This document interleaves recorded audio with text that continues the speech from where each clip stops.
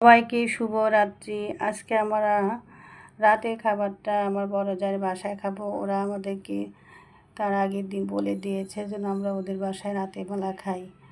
তাছাড়া আমরা একটা বিশেষ উদ্দেশ্য নিয়ে দেশের বাইরে যাব, সেই উপলক্ষে ভাবি অনেক আয়োজন করেছে, আর সাথে আমার ননদদেরকে দাওয়াত করেছে। যেহেতু দুদিন আগে আমার ননদের শ্বশুর মারা গেছে, ওদেরও অনেক মন খারাপ। আমরা সবাই যদি একসঙ্গে হই তাহলে ওরা কিছুটা হলেও ওদের মন শান্ত হবে।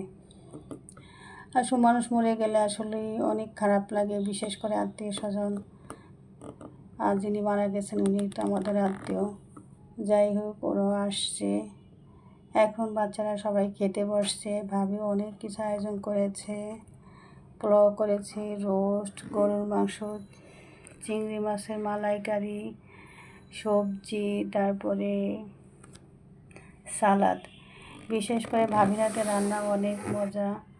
তাছাড়া রোস্টের তো তুলনাই হয় না। এই যে গরুর মাংস,